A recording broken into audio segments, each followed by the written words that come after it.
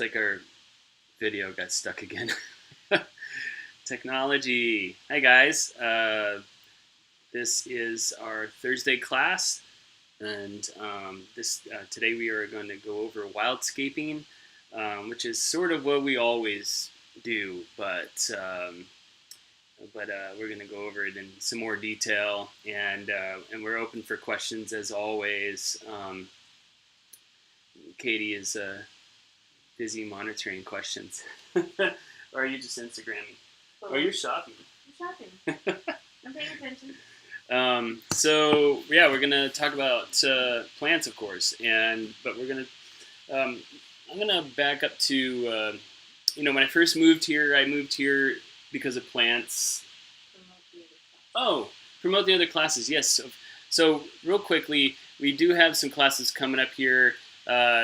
The next class next week is about weird plant loving. That's going to be all about cacti and succulents mostly. That's going to be a fun class where we just talk about fun plants that we like to grow. The class after that is going to be on growing fruit trees, shrubs, and vines. So these are like not garden plants per se, like not like tomatoes and peppers, but more the fruit trees and shrubs and perennial, food plants that we grow.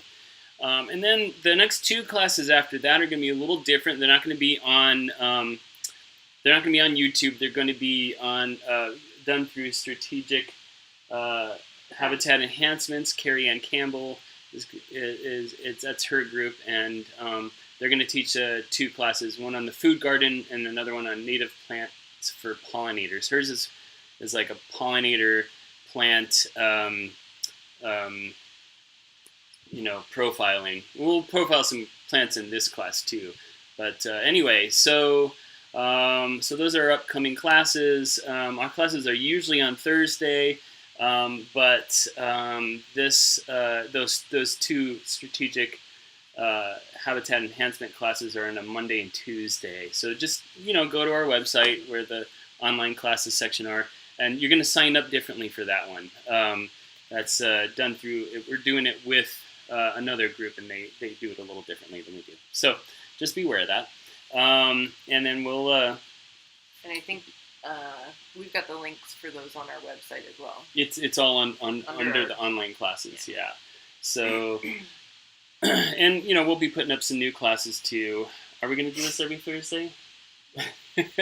Maybe. We might take a little break. We want to go camping. Anyway, so... let's start the class, and excuse me for a moment while I do like the forever mirror thing, and then I gotta go over here and do that. And then is it working? Come on now.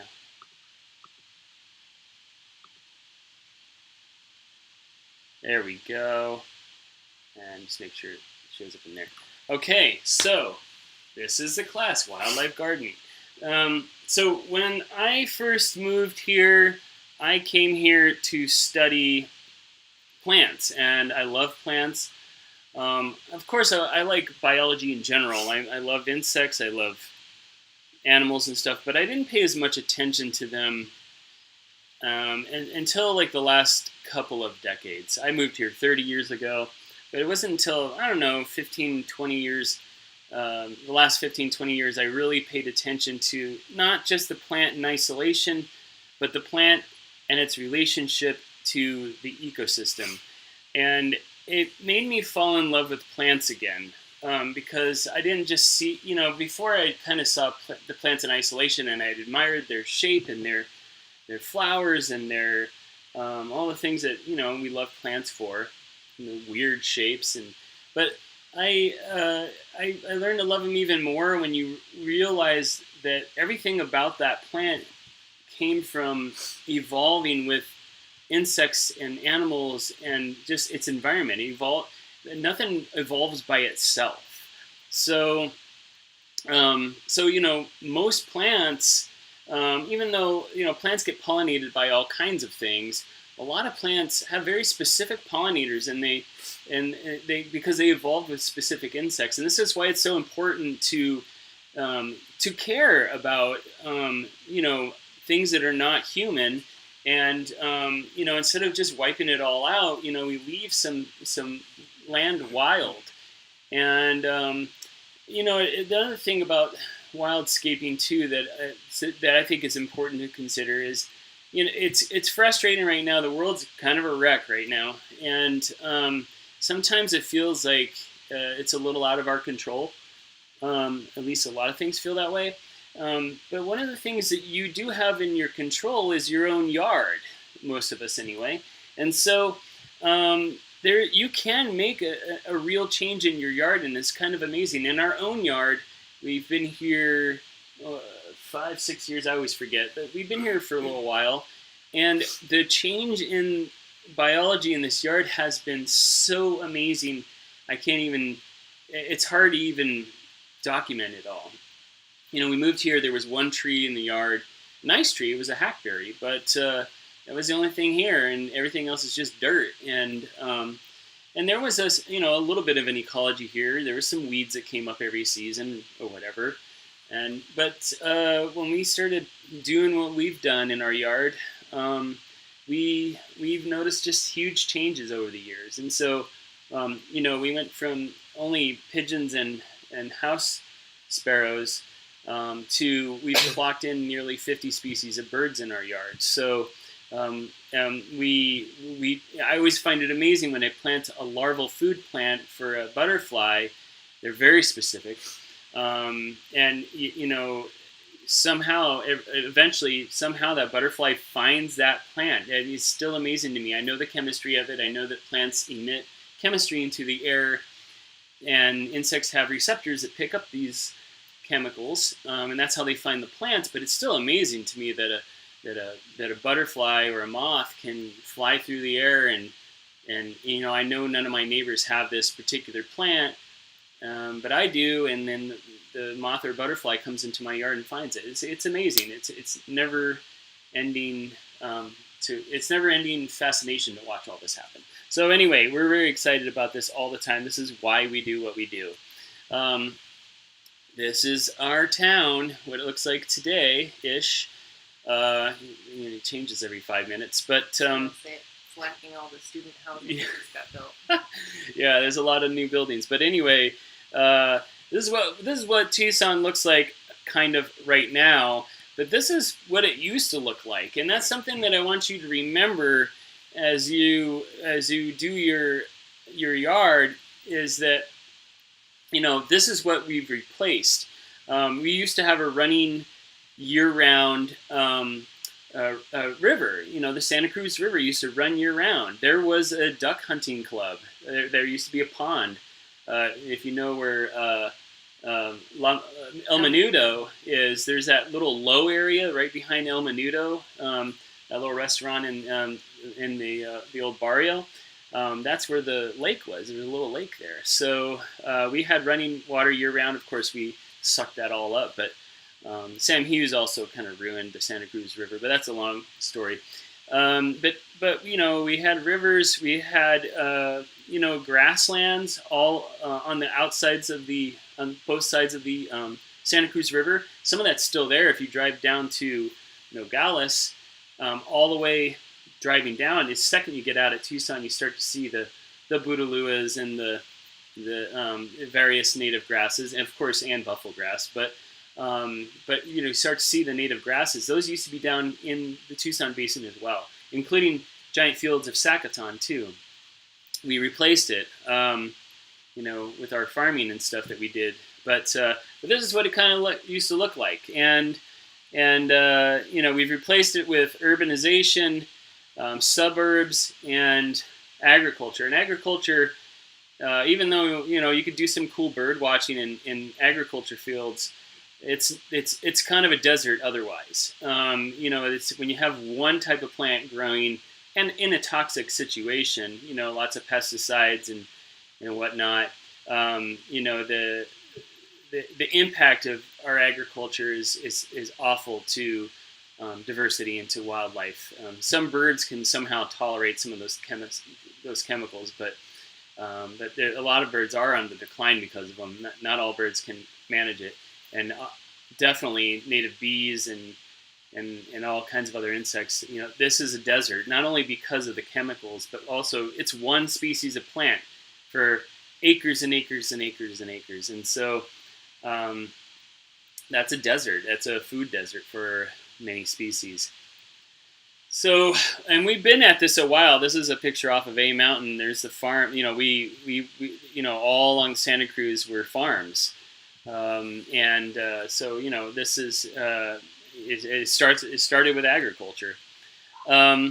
So yeah, this is how a lot of people feel these days. Well, I picked the whitest woman ever for this picture. Anyway. I think I just Googled stressed out woman or something. I don't know what I get a lot of pleasure out of making, this kind of thing happen. You can make a lot of changes in your backyard, as I was saying, that, there are certain bee species that only exist within a small, like your backyard is like most of its landscape in its whole life. And so the impact on that one bee species, not one little bee, but like one bee species can thrive in your backyard because of your backyard is that one safe haven. Another great thing too is actually those unkept yards, the ones that like nobody does anything to because they're not spraying it too. So that's kind of nice. Anyway, we really just want to get you to realize that you can make a big impact. And the more people who start doing this and changing the way they see their yards, instead of seeing, we always joke that, not joke, but it's serious, but we always say that plants are not furniture. Don't buy plants because of what pleasure they give you. They're going to give you pleasure anyway. Buy plants because they give something to somebody else. And I mean, not a human species, but like, that they're a larval food plant or a nectar plant. Start thinking in that way when you plan out your yard. And change the way that you see wildlife in your yard too, because honestly, a lot of people's reaction to wildlife is usually a fear. And we're going to go through some of this in this class, but I got to tell you that a lot of the insects that people freak out about, and not just insects, a lot of the biology that happens in people's yard is completely fine and natural, but people think something's wrong with it. They've been trained to think something's wrong with it. And mostly it's because someone wants to sell you something. They want to sell you a chemical or a service. They want you to pay them to cut out the mistletoe out of your tree. They want to sell you this terrible toxin to kill the grubworms. They're always selling you something. But most of these things are why we garden. We want the grubs. We want the caterpillars because those are insects. Here's a good example. On your citrus tree, people freak out about this all the time. These insects will not kill your tree. They don't even. Often, actually, the tree responds by sending out a bunch of nice new growth. And as long as you're taking good care of your tree, they actually benefit from some herbivory, and we'll go over why. But this caterpillar looks like bird poop. It does that for a reason. Birds don't want to eat their own poop, and so it's a good camouflage. But it's one of the swallowtails, and this is the one you'll find on your citrus trees. Don't worry about it. The tree will look a little bit unsightly for a little while, depending on how many. Sometimes you get a lot of them all at once, and people think that their tree's dying because they see the eaten leaves and it looks kind of twiggy or whatever. And I got to tell you, they always come back. And this is true for even like little herbaceous things. Like we were just discussing in our backyard. We had one of the sphinx moths eating the pepper plant. It's the pepper plants in our backyard, and I just let him eat it. And there's nothing left but, well, for a minute there was like just green twigs left, the stems. And what is that moth? It's the not Manduca rustica, but I forget. It's a beautiful sphinx moth. It's a gorgeous moth. Anyway, the pepper leaves are already back, and there's already fruit on that. And that was just like a week ago. So So anyway, the plants grow back fast, and so we need to change our reaction when we see a plant getting eaten. Instead of saying, "Oh my God, what is happening?" Find out what it is. It's probably a cool insect. Try chill out. Try chill out. If you guys have ever seen that video that we produced. Huh. Anyway. So so this is a swallowtail. There's different swallowtails. There's several species. Some will eat your rue plant if you ever grow rue or dill or fennel. They like that. Parsley. And then Nightshades. What's that? Nightshades, just all nightshades. No, the swallowtail. Oh, sorry. Oh, I was just talking about the swallowtail in particular. And then there's plants in the Rutaceae, which this citrus is in the Rutaceae family. That's a citrus family. But there are other plants that are native that people plant, Thamnosma and Telia. Anyway, let's move on. So what I wanted to get at is this idea that when plants get when plants grow for a while, have you ever noticed, like, this is a picture of a salvia, and have you ever noticed that sometimes they just look kind of cruddy? But if you look down at the base, and this is true about, the mints really show this, but a lot of plants will do this. You'll see this new fresh growth down at the bottom, and the old growth looks kind of rugged and kind of worn out. Why do some plants do this? It's because they evolved with herbivores that ate them down. And in the case of the salvia, I think it's actually deer or something. But they, we cut them back to mimic herbivory, and a lot of plants really need that. We have a lot of plants that we don't even think twice about cutting back because we know that it'll make them look better. Well, why is that? Why do they do that? It's because they evolved with herbivores, and so they actually learned to need it. And not just die from it, but actually they evolved to need that herbivory. So this is how I want you to see insects, and not just on the top, but in the roots too. Some bugs eat roots, and it's the same thing.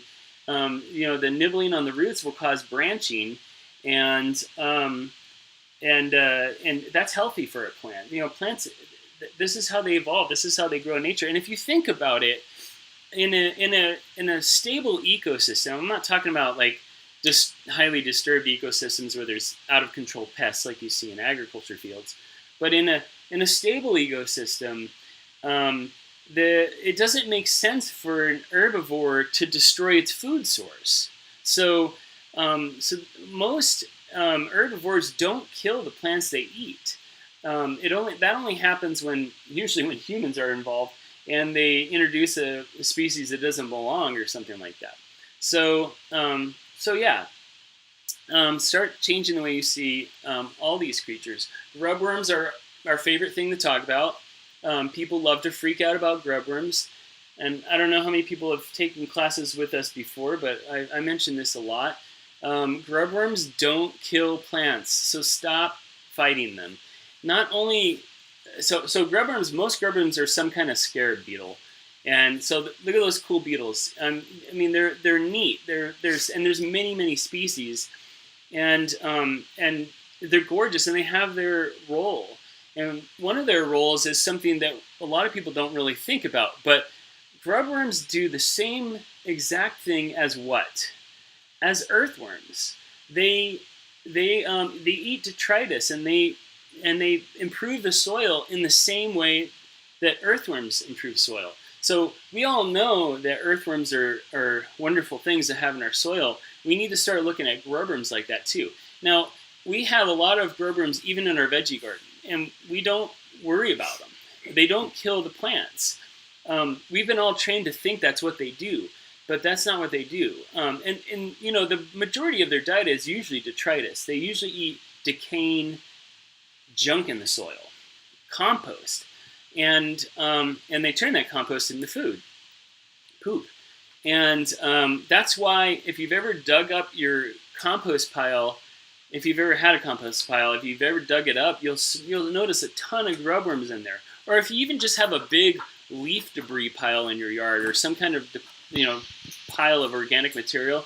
We've all seen this before. If you've spent some time digging around in Arizona, you'll dig around there. You see just tons and tons of grubworms, and people are they panic about it. And I have to say that I was taught this way too. Before I learned a little bit more about insect biology, I was trained to think the same way. But grubworms are not a problem. They, like I said, they are important to the soil.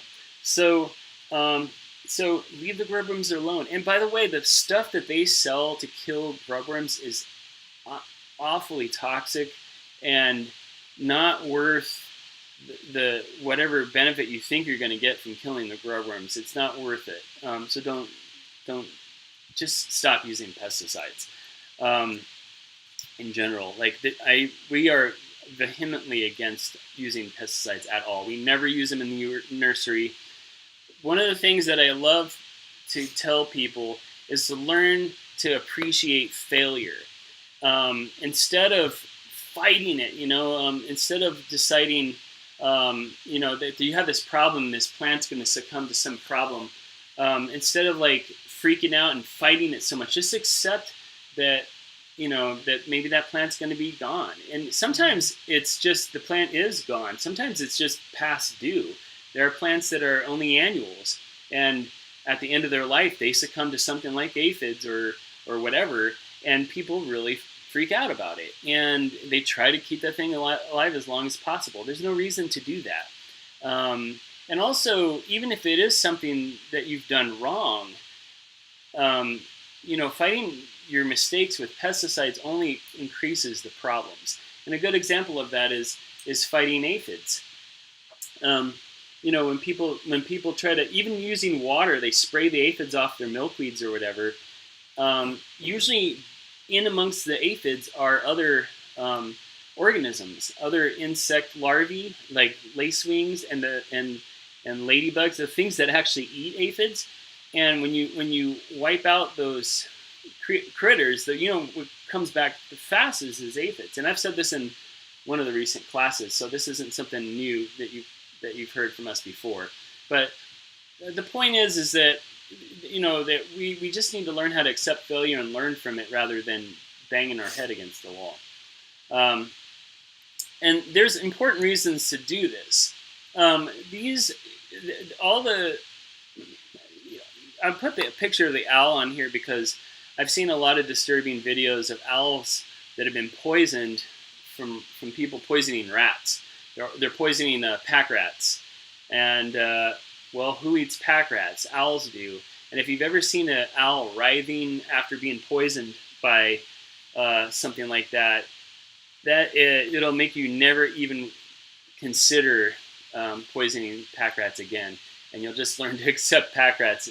And and there are probably some things you can do for pack rats. I mean, keep your hood open on your car if you have pack rats in your area, because they can do a number on your engine. But they can be annoying in the garden too. And but they're let the snakes come back, or do things to encourage owls. But whatever you do, don't poison the pack rats, because it's an awful thing to see an owl dying from that. You got to stop looking at things in isolation. And I was saying that in the beginning of this class. Whenever we look at something and not look at it as it's part of its whole, then we make huge mistakes. And that's one. Poisoning the pack rat because it's inconveniencing us. We probably would never do that if we knew that this beautiful owl would be would suffer, or whatever. Bobcat, coyote, snake. Anything. Yeah. So, and bees, obviously are very sensitive, especially native bees are very sensitive to pesticides. And a lot of insects are, and I put that windshield, there's a windshield there full of dead bugs. That's something that used to be, I used to see as a major, not just an inconvenience, but kind of sad because you got dead insects in your car. But now, when you drive, you don't see this as often anymore. and that's really sad because it's a sign that the insect population, it's an apocalypse. That's what a lot of scientists are calling it now, because the decline in insects are great, and a lot of people don't really care because they see insects as a problem or as a pest or as a nuisance. But insects make our world go round in so many ways that we take for granted, and most people watching this class probably already know that. You probably already know that if you're even watching a class on Wildscaping, you're probably already on board with this. But it's just something to let people, to share with other people when they talk about, the inconveniences of insects. Talk to them about what would happen one day if we never saw any dead insects on our car anymore. It sounds like a nice thing until you realize that means the insects are gone, and the insects, they're. I don't like to say things like they could be the future drug for us to save, cure cancer or whatever. Like, I don't really care about that. I actually care about the actual insect and the diversity, and it saddens me to know that we're losing all that diversity, and it should everyone. Another really good thing to think about is layers in your landscape. And now I'm assuming this is under the assumption that you're not just doing this off a patio. Anything that we're discussing here, you can apply this to a patio situation, but of course it's going to be a lot smaller scale. But if you have a yard and you have some room, it's good to think in layers. You have your lower small perennials, you have your shrubs, you have your trees, and then maybe you have some big trees, small trees and big trees, or large shrubs. But the reason you think in layers, this is more of a bird thing, but particularly, with cats, there's a lot of feral cats out there. Giving birds safe places to perch high above, where they can look down and see their food source and make sure there's no cats around. It's good to have layers for them to function in. And there's a lot of other reasons that this is. It also creates little ecosystems and cool places for bugs to hang out in, and birds and all that too. So think about your landscape in layers, and don't, if you see like you're lacking a layer in your yard, like, oh, you don't really have any large shrubs in our yard, it's all trees and small things, like learn to fill out that whole 3-dimension. There's also the seasons in which you plant things, and we can talk all day about plant profiles. There's many, and we will do some plant profiles, towards the end of this class. But what I really want you to take home from this is that there's always something blooming. And a question we get asked all the time is this a good time to plant? And the answer is always yes. You can always plant plants. The only thing you have to keep in mind is, does it have a special need? Is it frost tender? Then if you plant it in the wintertime, you probably should cover it and make sure it's protected from frost. But if it's summertime, you need to water it every day probably. So throughout the year, but there's a reason I'm bringing this up. I think it's important to plant year-round, because if you keep a close eye on your landscape, you'll notice the little dead times where there's nothing blooming. And that's a perfect time to go to the nursery. Of course, not now because it's COVID. But, what we should do is blooming reports. Yeah. We're going to start doing blooming reports on our social media. So we'll say, hey, these are the things blooming right now. I'm glad you thought about that. Good idea, Katie. Yeah! I came up with it myself. So the reason I got these plants in here right now is there's a Justicia candicans there. That's a cool plant that blooms all year round, and sometimes when nothing else is blooming, like in the wintertime, it'll throw out flowers. Same with that desert marigold on the top right. Really good nectar plants, incredible long seasons, and same with that. That is the Arizona milkweed, Asclepias angustifolia. All these species have really good seasons, long blooming seasons, but also they tend to bloom when nothing else is blooming. So anyway, when you're looking at your landscape, think about the season, and if you see that there's not a lot of flowers at a certain time of year, hit the nurseries and find out what's blooming right now and plant it. And then eventually you'll always have something blooming. In our yard right now, there is definitely always something blooming. And plant a diversity of families. And I say this, not, a lot of species, especially native bees, are kind of particular about what nectar they like. And when I say native bees, there's also the native wasps, and there's the native flies. There's a lot of flower flies that people think are bees. Actually, they kind of look like bees, and some of them are actually bee mimics, but they're actually flies. And most flies are actually really cool. We always think of the nuisance flies, the annoying house fly that bothers people. But most flies are actually pollinators. Anyway, back to the diversity of families. It's really good to mix up the families because a lot of these native species are specialists, and they really want a particular kind of nectar. And that's not true about everything. But there are a lot of native species of insects that depend on specific nectar. So diversity is always a good thing, and there are also a lot of especially native bees are collecting pollen too, and that's not something we always think about. We think about nectar plants as pollinator plants. But pollen is important too, and even plants that are typically wind pollinated. I've noticed, for example, on Sacaton. In fact, I took a little video of it, and I've been meaning to ask some bee people about this. I've noticed bees collecting pollen on them, and I know that bees feed their larvae mostly pollen, not nectar.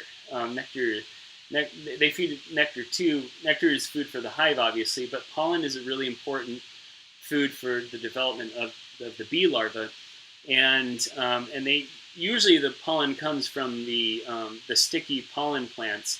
But I've noticed recently that grasses that bees collecting flowers on or pollen off of grasses, especially like a Sacaton is a big plant, so they can get that pollen.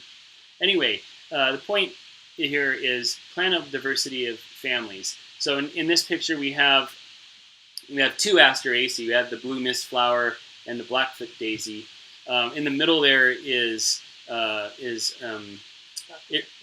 buckwheat eriogonum, and then there's a legume on the top right there. That's a dahlia, and there's a native passiflora down on the lower right. So get the different families in there, and you don't have to memorize the families of all the plants, but when you're shopping around for plants, look up the family and try to get a diversity there, not only in the flowering seasons but in the types of flowers. Get some big flowers, get some little flowers, get some tubular flowers. Just get a lot of diversity, and it's fun anyway, right? Because like if you're gardening, you're probably into all these different forms. As an artist, it's fun to look at this stuff too. I think it's really important to provide clean water, and this is true about bees and hummingbirds. Our hummingbirds in our yard really love the water that we have. We have a pond, and then we have an aquaponics system that feeds the pond, and of course we have the toads because of that too. We have 3 species of toads in our yard right now, at least since last year. They were not here before. At least they weren't here when we first moved in here. But they showed up, and now they're just everywhere. Especially the most common one is the Colorado River toad, or now it's called the Sonoran Desert toad. But we have 2 other species too. We have a spadefoot, and then I forget what the third species is, but it's all providing. We've started providing water with our little pond, and of course we have the nursery here too, so there's quite a bit of water. But because of we still keep a clean bird bath, and we change the water every day. I spray it out and add new water, and it's a huge help um, for a number of species. And don't worry, you're going to get some dead bees in your water. We put some pebbles and stuff in there to limit that a little bit. As long as they got some way to get out and they don't drown, they'll be fine. But usually when a bee is on its last leg, water is usually where they're finished. So don't be too dismayed at seeing some dead bees in your water source, because that just happens. Anyway, somebody asked, how big is your pond? It's not that big. Katie, do you know how many gallons our pond is? Is it 250 gallons? No, here. I feel like it's 250 or 300 gallons. Yeah, it sounds good. It's not huge. And then we have two giant, not giant, but two gravel beds, where we have squash and mint planted. Yeah, they're IBC units. So it's an aquaponics thing. So the two beds with the gravel filters the water with the plant roots, and it circulates. So have a compost pile. If you have room, even if you don't use the compost pile, you will get a lot of biology in that pile, including those cool grub worms, which means lots of cool beetles. But it also brings in if you actually use the compost, it actually brings in back the microbiology too. And time again, you're gonna learn this over and over again. The more you get into plants, whether you're vegetable gardening or you're native plant gardening, it's gonna always come back to ecology and replacing the biology that's been lost. And not all of it is going to look like it did before. We're never going to have those pictures of what Tucson used to look like before development. Actually, those weren't pictures of Tucson. Those are pictures of the Tucson mountains. But there's the environment that was here before in Tucson is gone, and it'll never come back. We can't get that back, but we can grossly approximate and bring some biology back. And a lot of the biology that has evolved here will adapt and learn to live with us. But we got to give them something, and then we do have to meet the basics. And bringing back biology in the soil is important. Having a compost pile is sort of a way of speeding up succession. So succession is the long period of time that it takes for debris to fall onto the ground if there's no humans around or no major flood or fire or something, where the debris builds up, and over time the biology goes from annual weeds to big trees, and that happens because of the organic material decomposing. When you have a compost pile, you're speeding up that process, and then you're adding that to your soil. So that's what you do when you have a compost. And it is important to do even with native plants, because even though our soil is thinner, it's still very much alive.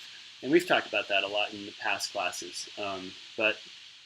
And another thing we're really big on is native grasses, because native grasses are so important to so many species of birds, and native bees are really dependent on native grasses. Birds use them for food and nesting, and it's also important for soil biology too. Grasses root into the ground very differently than other plants do, and they also are good pairs for other types of species. Is there a question? Can you recommend best types of water sources, ground level or elevated? Keeping the water fresh is a challenge in ground level, so any tricks? Maybe you have reference to look at. So if you're talking about ponds, you have to have some kind of filtering system. You have to have some kind of circulation, and ponds are going to get, otherwise they're going to get swampy and anaerobic. What changes that is air. Oxygen is going to make that water not gross. In fact, you can make yourself a cowboy pool or a hippie pool.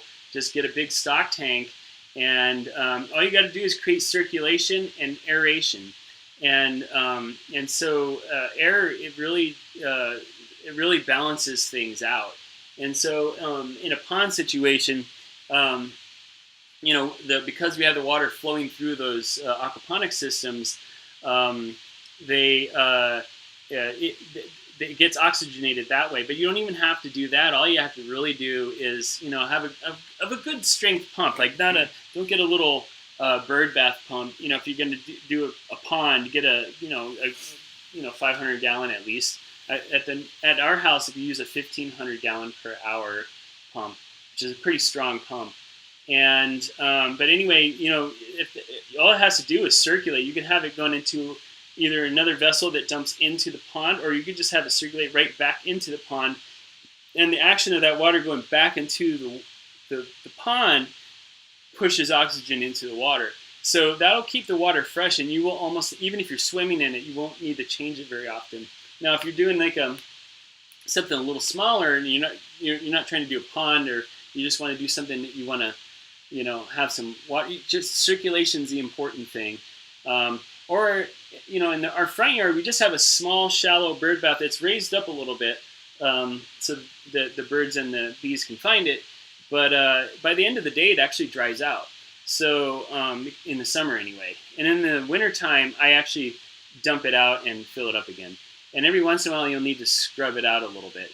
Well, we have, like, in our backyard, we have a dog water, like a little stock bowl. Oh, yeah. That the dogs drink we use for dogs. But bees find that too, and Yep. that's just on the ground. Gets basically refilled every day when we water. Yeah. The bird bath and the dog water just gets refilled every day as we're watering and walking by. Occasionally we'll scrub it out. Yeah, it is good to scrub it out once in a while. The bird bath has a brick in it for things to climb out. Yeah, bricks and gravel and rocks. Of course, the more surface area you create, the more biology you'll create too. So, I mean, if you do get a little pump for your bird baths, and you can go kind of in between what we're talking about, like maybe it's a little bit bigger than the bird bath or dog bowl that we have.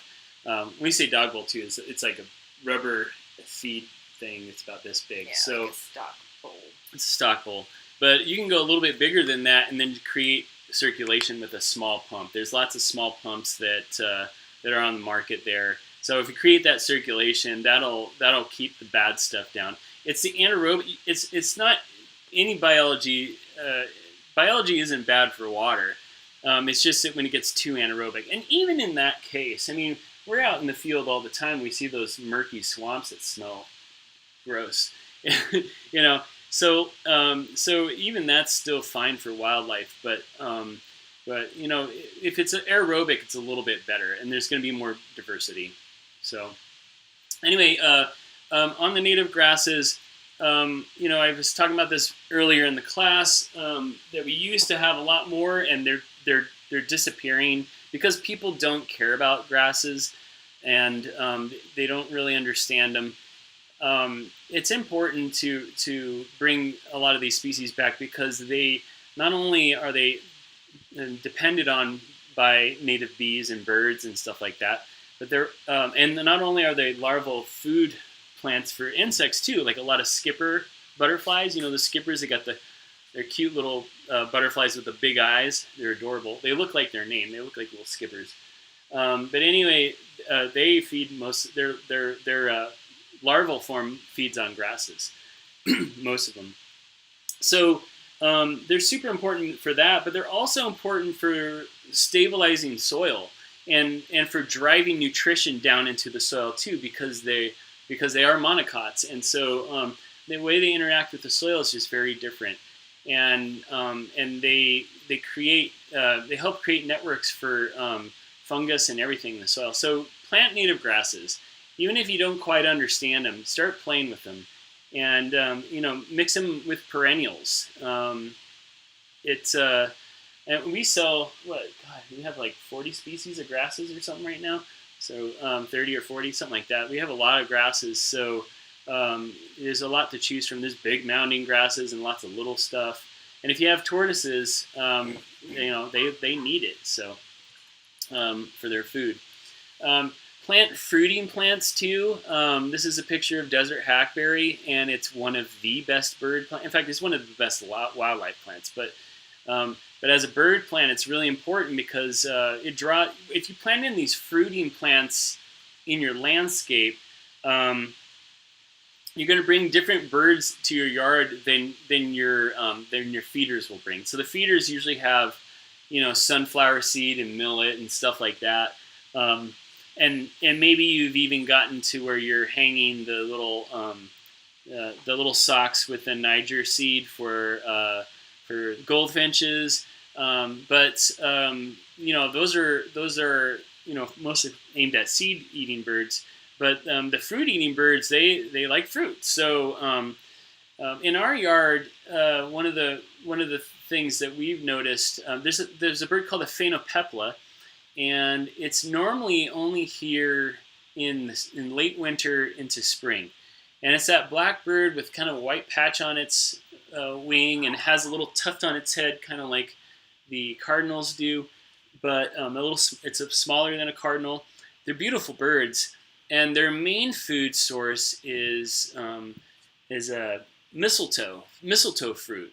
And so that's why they're here at that time in late winter and spring, is when our native mistletoes that are hanging in the Palo Verdes and mesquite trees and whatnot, that's when they're fruiting. And so that's when they're here. And then as they go up in elevation, they're following the fruiting patterns of the various mistletoes mostly, that start fruiting as you go higher up in elevation. And then, back through the year, they end up back in the desert in the next year. But one of the things that we noticed is we had a phainopepla that was hanging out a couple of years ago. I think it was a pair of them, right? I think so. And they were here into the summer, like a lot longer than they usually are. I think almost until fall.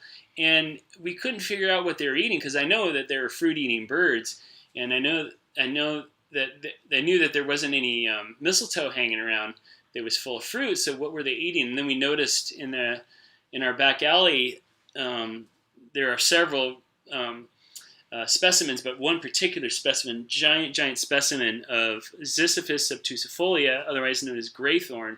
Graythorn has a purplish fruit that bird was using, and that's how it was able to hang out. So anyway, the point here is that you're going to get a lot of different bird species that you wouldn't normally get if you add in these fruiting plants. Wolfberries, desert hackberry like in this picture, and then other fruiting plants too that maybe are not native, but try to stick with the native stuff. Elderberry. And then the seed eaters. Now, of course, you can feed them on the feeders, but of course, their preferred food is the native stuff. This is a goldfinch, and he's eating the seeds of chocolate flower. And how cool is that? Chocolate flower is an amazing flower because it smells like chocolate. But after the flowers are kind of spent, they got these seeds that the finches really like. They also like things like evening primrose has, there's various species of Enothera or evening primrose that have seeds that the goldfinches really like. What else? There's the aloysia. Aloysia gratissima, or it used to be Aloysia lysioides, but it's called bee brush, which attracts butterflies and bees like crazy when it's flowering.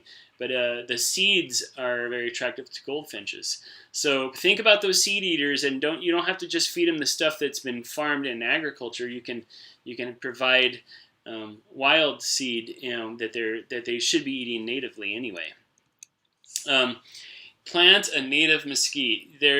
Native mesquite is, and I say native. And don't plant the Chilean mesquite. Don't plant the thornless mesquite. Don't plant, plant the native mesquite. There are 3 native species that are all good to plant here. The most common one is the velvet mesquite, and that is the king of all wildlife plants. You can't do better. I don't think there's any plant that has more ecological relationships than a mesquite. Palo Verde maybe rival it a little bit, or an ironwood, but the mesquite is an incredible plant. There's a picture there of a Lucy's warbler, and that bird specifically depends on native mesquites because of the time that they leaf out, and there's something that happens when they leaf out, and I think there's extrafloral nectaries that attract certain types of insects, and then the bird comes and gets those insects. So, there's so much going inside of mesquite, so many insects and so many birds that depend on the mesquite. And plus, for humans too, it's a food plant. The pods are, of course, edible. The flowers are edible too. But who cares about humans? We were talking about wildlife. And the native mesquite also does not blow over in the wind as easily as all these non-native mesquites. It's, of course, it evolved here. But it's a bigger tree. It can grow about, they get to be about 50 feet wide eventually. So they're giant, giant trees, and they do grow very wide, and they're not always appropriate for all spots where you need a tree. But if you have room for a native mesquite, plant one. They're wonderful. It's hard. You got to do your homework and make sure you get a truly native mesquite. A lot of nurseries, they won't go too far away from the city to collect seed, and the result is that you end up with a hybrid mesquite, because mesquites are very promiscuous, and the pollinators that visit mesquite flowers move at a great distance, and so the non-native mesquites easily hybridize the velvet mesquites, and so it's really hard to get true velvet mesquites. We go way out of our way to make sure that the seed that we use is far from where humans are, so thus far from where non-native mesquites occur.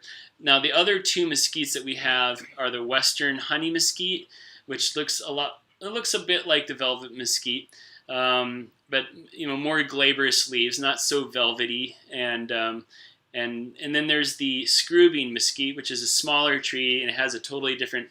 I'm sure you've seen those cool corkscrew pods that they create.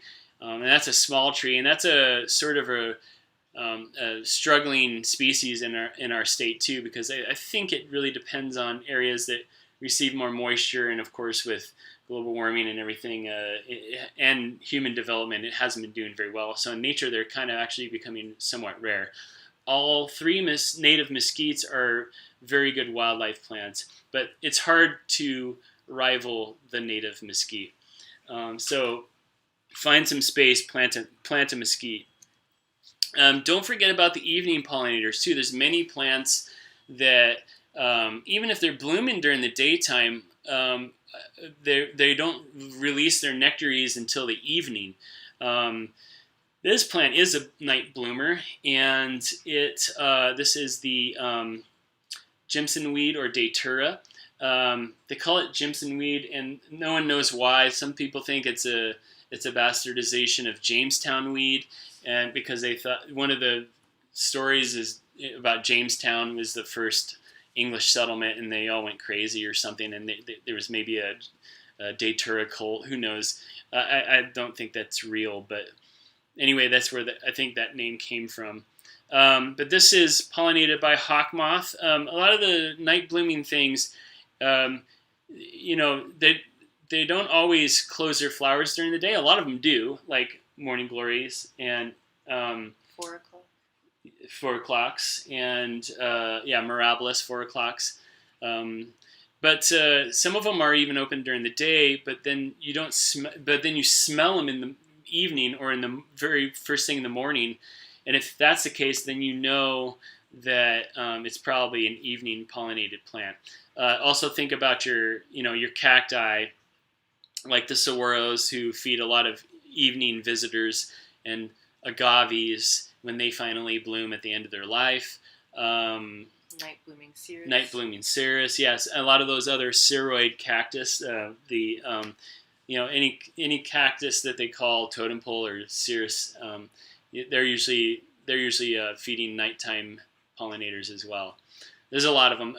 Some of the Hesperalo, there's a Hesperalo nocturna.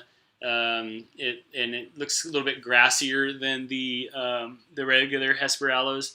That one is a nighttime. It releases its nectar at nighttime as well. But don't forget about those evening pollinators. If you have some time, you should build a bee hotel. There are specific. If you Google Xerces Society, that's Xerces. Xerces Society is a group of nerds like all of us who want to benefit things like native bees and dragonflies and stuff like that. And they have some locally informed parameters on how to build a bee hotel, how big to make the holes, and they're not always made out of bamboo. Sometimes they're made out of blocks with holes in them. We made one at our house, and it came from one day when I was in the back patio. We have one of those parasols, a wooden parasol for shade, and I was pushing it up, and then there's a peg to hold that umbrella up, and I went to push the peg in, and I noticed that it was filled, and I realized, oh, it's a bee. It was a mason bee, and I was so excited. I was just so excited to see that, and it made me realize that we needed to have some bee hotels, and so I immediately started building this monstrosity that looks like weird modern art. But anyway, it works, and when we installed it, within a week or so, the holes were being filled up, and not only that, but by different things. Like, it wasn't just like the mason bees, it was every single hole was plugged in with some slightly different substance. Some of it looked more gelatinous, some of it looked more like green leaf material, and some of it was more muddy. And so it was really cool to see that, because I knew that that probably were all different bee species in all those different holes. And of course, the bamboo you can use like that too, and if you got that giant reed growing in your yard, it's kind of a weed, but you can chop it up and wrap it in bundles and use it. We have it in our yard. Arundo. Yeah, the arundo. Arundo is called giant reed, and people call it bamboo, but it's actually more of a giant grass. But it's a little bit invasive, mostly in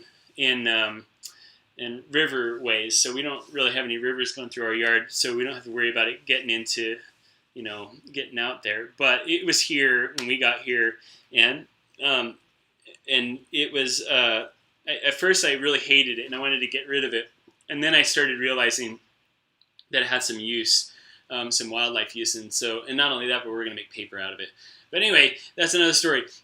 So make some bee hotels, because they're fun and they're really cool. Also, by the way, leave some bare dirt on your yard.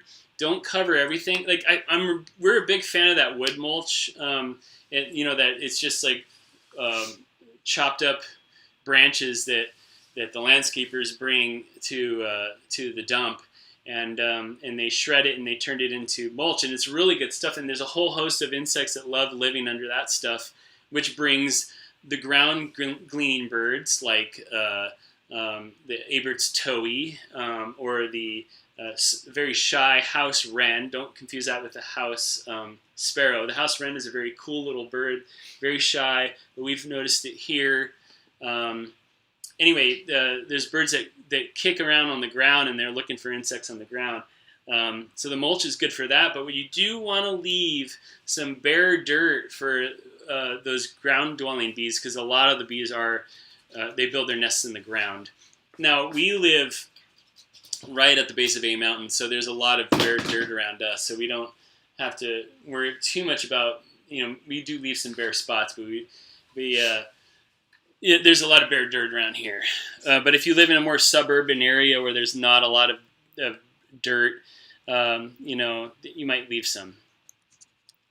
Bird feeders are a good idea. Now, of course, flowers are going to be always the best form of nectar, but But we need to go a little bit of an extra mile because we've destroyed a lot of landscape, and these birds are definitely very dependent on things like feeders, and that's just the way it is right now. But do it right. You can use regular old table sugar, but we like to use that stuff that Hummingbird Market uses. It's a blend of different types of sugars meant to mimic the different blend of sugars that are found in natural flowers. Do not buy the stuff that's red, that has dye in it. That stuff is awful. But try to make sure that if you're getting hummingbird food, get it from a local company. And this is the local company that I would get it from. This guy developed this product, and he's continually improving it. In fact, he's even making some specific sugar blends to mimic specific types of flowers, like lobelia for the hummingbirds. So, I mean the native lobelia, by the way. And so anyway, it's pretty cool. They don't need it, and regular sugar is fine as long as you use it. What is it, 1 to 4? Yeah, 1 to 4, 1 cup of sugar to 4 cups of water. Don't mix it too strong. You don't want your birds cracked out on it. The summer you can even go lighter on the sugar. You can Yeah, you can even go a little lighter in summer. But anyway, the hummingbird feeders are great, and not only because of the hummingbirds, but because of the bats. You'll notice sometimes that your hummingbird feeder is getting drained every night, which is a good thing, actually. You do want to clean these every day. In the summertime, I don't like these big ones anymore, unless you do have bats that will drain them all. But I like these little flat ones because they're easy to clean, and they can be drained. If it's just hummingbirds feeding on them, they can drain it in a day.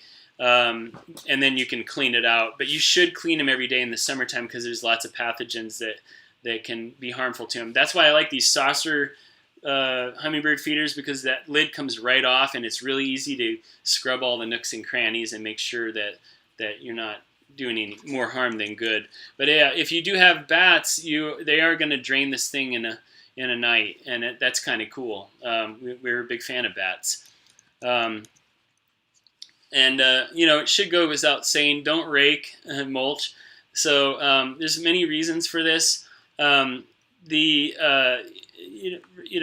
People don't like to let leaf debris hang out on the ground, but that's what happens in nature. And this is where we're really trying to push this idea to change how we perceive what is beautiful, instead of going back to. I made this in one of our past classes. I made this joke about, do you still wear the same clothes as we wore during, the Elizabethan era? Because that's what your garden looks like sometimes. When people have these prune shrubs and, everything's in like little patterns and stuff like that. Like, that's stuff from England. What are you doing? Why do people do that? Don't do that. Garden like you live here and now. We live in the desert in the New World. New World's a stupid way to put it, but we live in a beautiful region that has its own flora and its own ecology, and we should garden appropriate to that. And so that means getting over things. Like, one of my favorite things is actually in landscaping is flower litter. There's nothing more beautiful than when a Palo Verde is blooming and then it litters the entire ground with this golden colored flower. Of course, if you think you're allergic to the plant, that might freak you out. You're not allergic to Palo Verdes. I don't know how many people have heard us say this before, but Palo Verdes are often considered allergenic plants by people who don't know enough about ecology. Same with mesquites. They see yellow or they see a fuzzy flower and they associate that with their allergies, and it's psychosomatic. And I'm telling you this as someone who suffers greatly from allergies. Palo Verdes do not cause allergy problems unless you're like going right up to the flower and snuffing it. And why aren't they a problem? Because they have sticky pollen. And if you're from the north, you've probably already heard this about goldenrod, right? Because goldenrod was once considered an allergy plant, and then biologists were like, hey guys, goldenrod sticky pollen, it's not actually an allergen plant. They still put pictures of goldenrod on allergy pills. But anyway, people see yellow and they see fuzzy and they associate those things with their allergies. What's happening is at that same time that's blooming, that the palo verdes are blooming, the grasses are blooming, particularly Bermuda grass and buffalo grass, which are awfully weedy and full of pollen. And also there's just dust and other stuff. The spring is very windy, so there's a lot of just junk in the air. But people blame palo verdes for their allergies. But if you can get over that and you realize that your allergies are not from palo verdes, you can learn to love how beautiful it is. And especially when they litter all their flower debris on the ground, and the ground is just golden for months. I love that so much. And then if you have an ironwood, then you have purple flowers everywhere. It's one of the most unconsidered aspects in landscaping is the value of flower debris. But not just flower debris, but leaf debris. Like all of that debris, when it hits the ground, it becomes food. And that's what's happening in nature to enrich the soil and increase the biology. So start looking at your yard that way. Let the leaves stay. And, there's within reason, like, eucalyptus, if you have a eucalyptus tree or your neighbor does, then you have eucalyptus leaves in your yard. And that could be, problematic because eucalyptus can be, overwhelming. They just drop so many leaves. And they do have some terpenes in their leaves that can cause some problems. But you can compost those, though, by the way. People think you can't compost eucalyptus, but you can. Just don't have too much of it.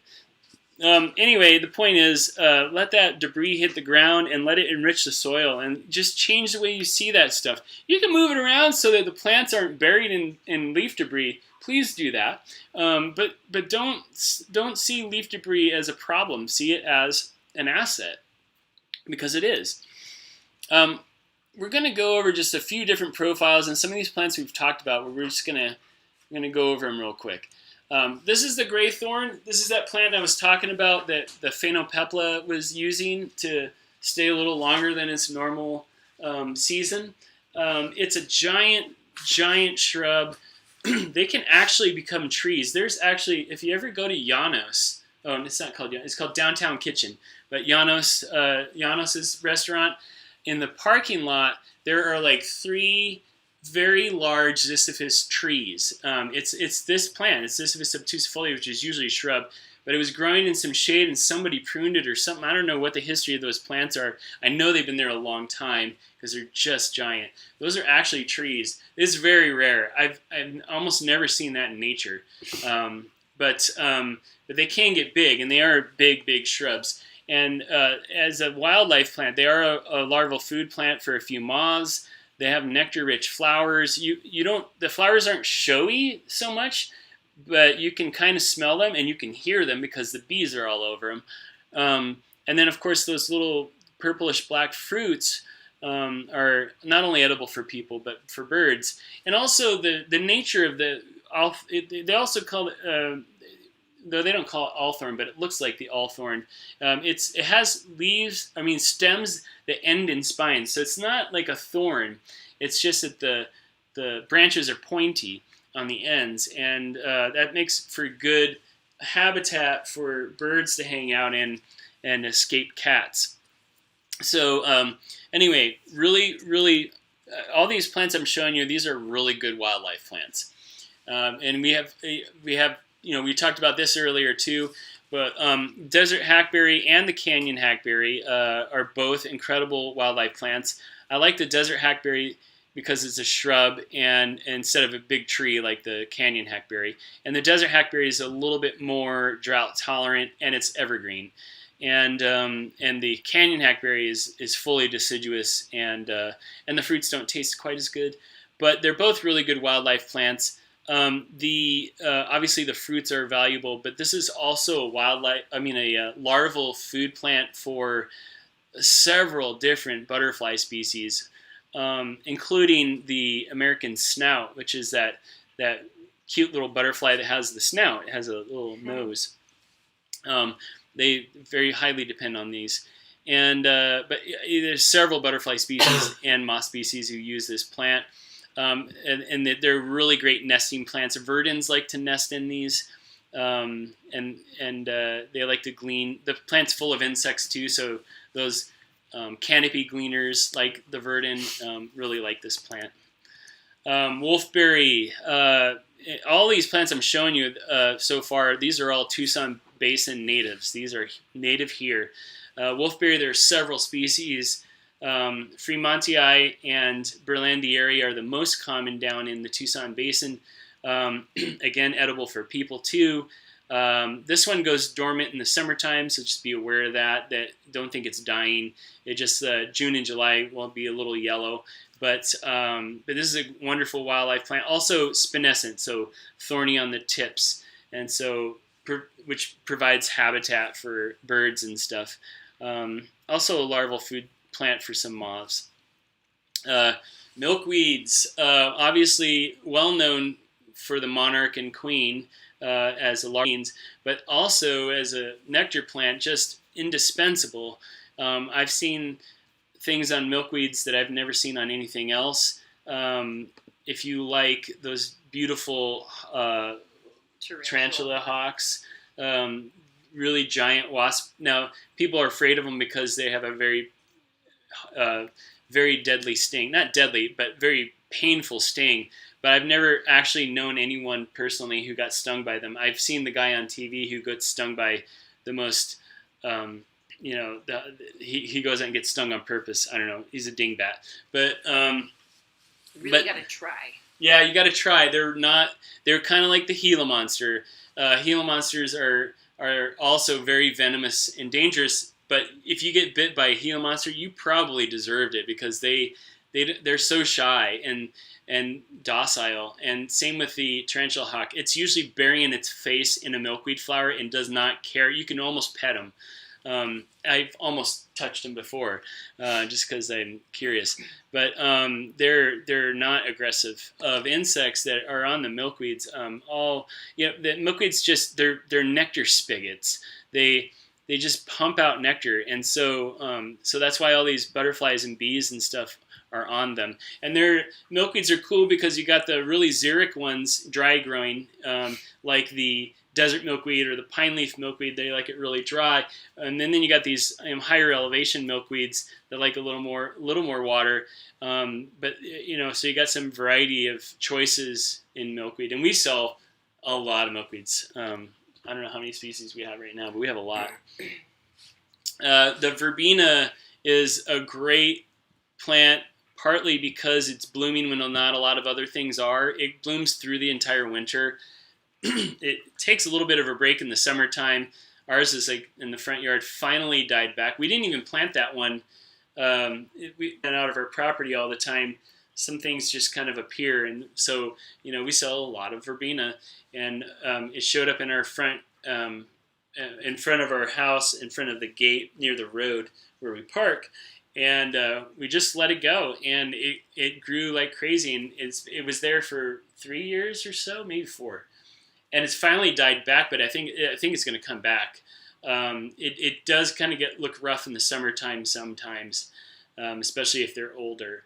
You just hack them back, and they'll probably come back. And if they don't come back from the plant, they reseed so readily. They come back in copious amounts. It's like pensimins or like fleabane. Like a lot of those plants, you don't need to plant them again. They replant themselves a lot. But this is just a really good nectar plant. Again, all kinds of butterflies and bees are on them. This is a really good butterfly plant in particular. Desert buckwheat is such a good plant. It will really grow, so give it space. If you need a ground cover to take up a good amount of space, plant this plant.